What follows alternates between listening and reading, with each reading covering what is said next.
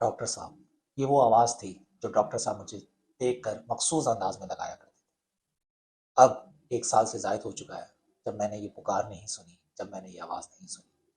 غالباً میں وہ واحد شخص تھا جسے ڈاکٹر صاحب خود ڈاکٹر صاحب کہہ کر پکارتے تھے۔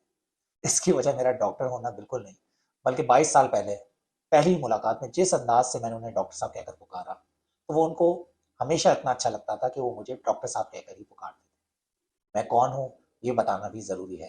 میں ڈاکٹر صاحب کا پہلا پروڈیوسر تھا، لیکن اس سے پہلے ان کا ٹریننگ فیلو، دوست، چھوٹا بھائی اور سب سے بڑھ کر ان کا مقروض۔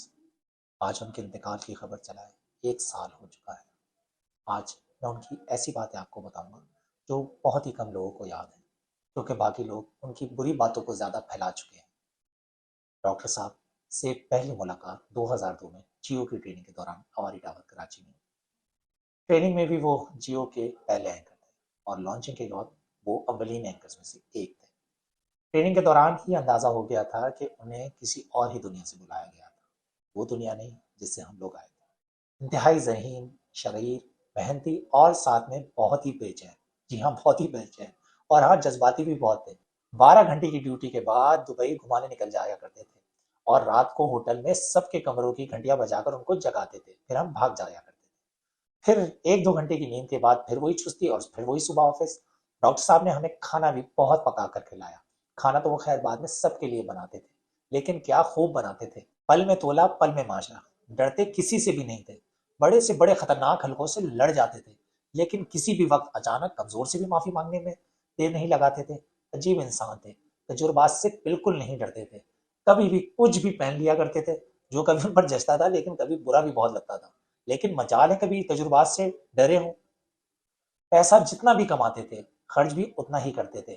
اپنے ہاتھ سے مزیدار کھانے پکانے کے علاوہ اپنی پوری ٹیم کو، دوستوں کو مہنگے مہنگے ہوٹلز میں کھانا کھلاتے تھے، اور اس کے علاوہ اگر کبھی بھی دوستوں کے ساتھ شاپنگ کرنے جاتے تو ان کا سارا بل بھی خود بھرتے تھے۔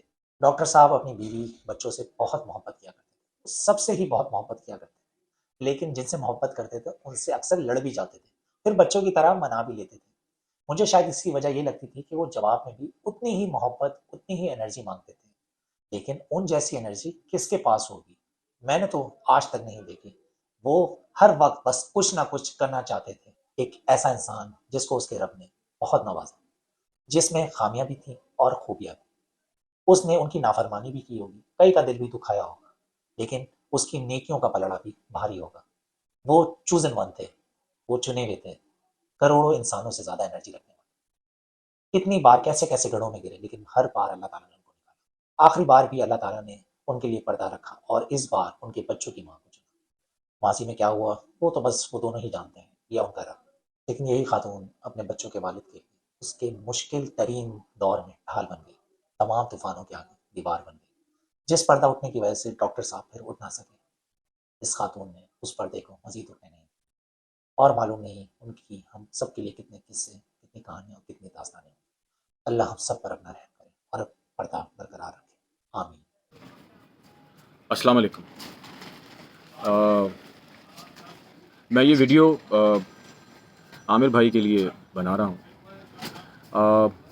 عامر لیاقت حسین کی جب بات آتی ہے تو کم از کم میرے پاس تو الفاظ نہیں ہوتے کہ میں ان کو اس کو بیان کر سکوں۔ ان جیسا نہ کوئی تھا، نہ کوئی ان کے بعد آ سکا۔ ابھی بھی ان کے بعد وہ خلا وہیں کا وہیں موجود ہے۔ جس طرح کا کام عامر بھائی نے کیا، ایسا کام مشکل سے، اور بہت کم لوگ، یعنی یوں کہنا چاہیے کہ بڑی مشکل سے ہوتا ہے چمن میں دیدہ ور پیدا۔ تو عامر بھائی کے ساتھ میں نے کافی کام کیا۔ جس طرح کی وہ پرسنالٹی، جس طرح کے وہ انسان تھے، ان کو الفاظوں میں بیان کرنا تو میرے لیے تو بہت مشکل ہے۔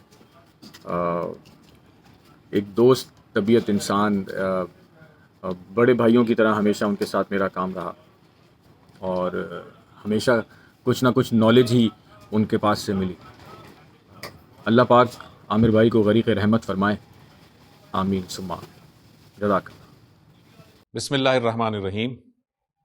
مرحوم عامر لیاقت حسین صاحب کے ساتھ میرا برسوں پرانا تعلق رہا ہے، کم و بیش 12-15 سال یا اس سے بھی شاید زیادہ۔ عامر لیاقت حسین صاحب کے ساتھ میرا جو تعلق تھا وہ بڑا عزت اور احترام والا تھا. لوگ چاہے جو مرضی کہتے رہیں، لیکن میں نے ہمیشہ دیکھا ہے کہ عامر صاحب سے جب بھی میری ملاقات ہوتی تھی، جب بھی میں ان سے گفتگو کرتا تھا، وہ بہت رسپیکٹ کے ساتھ اور بڑے عزت اور احترام کے ساتھ گفتگو کیا کرتے تھے. مجھے یاد ہے کہ ایک مرتبہ ایسا ہوا تھا کہ میں نے ان کو اپنے شو میں مدعو کیا تھا، اور اس شو میں کسی بات پر کوئی ڈیبیٹ ہوئی تھی، کوئی بحث ہو گئی تھی، لیکن بہت عمدہ طریقے سے عامر صاحب نے اس کو رپلائی کیا تھا اور بہت اچھے طریقے سے اسے ڈیل کیا تھا. عامر لیاقت حسین صاحب نے ایک نجی ٹی وی چینل کو میرا نام ریکمنڈ کیا تھا رمضان کی سحر اور افطار ٹرانسمیشن کے لیے، اور اس نجی ٹی وی چینل نے مجھے بلایا، میرا انٹرویو کیا، اور مجھے انہوں نے بتایا تھا کہ آپ کا نام عامر لیاقت حسین صاحب نے ریکمنڈ کیا ہے، اور اس وجہ سے ہم آپ کو اس پروجیکٹ میں لے رہے ہیں. اور وہ پروجیکٹ میں نے سولو کیا تھا، اور وہ میرا ٹی وی کی جو رمضان ٹرانسمیشن ہے اس میں میرا وہ پہلا ایکسپیرینس تھا، جس میں میں نے افطار ٹرانسمیشن بھی کی تھی اور سحر ٹرانسمیشن بھی کی تھی. اور اس لحاظ سے عامر لیاقت حسین صاحب میرے محسنوں میں سے ہیں. اللہ تعالیٰ نے عامر لیاقت حسین صاحب کے ساتھ جو خدمات لینی تھیں وہ اللہ تعالیٰ نے لیں، اور ان کے جو پروگرامات، جو چیزیں جو انہوں نے دین کے لیے محنت اور کاوشیں کی وہ آج موجود ہیں. اور یقیناً مجھے امید ہے کہ اللہ تعالیٰ ان کاوشوں کو ان کے لیے صدقہ جاریہ بنائے گا اور ان کے اجر میں اضافہ فرمائے گا. میں دعا گو ہوں کہ اللہ تعالیٰ ان کی لغزشوں کو، ان کی خطاؤں کو درگزر کرے، اور انہیں جنت الفردوس میں اعلیٰ سے اعلیٰ مقام عطا کرے، اور ان کے اس کام کو ان کے لیے صدقہ جاریہ بنا دے، اور ان کے لواحقین کو، اسپیشلی ان کے بچوں کو، صبر جمیل عطا کرے.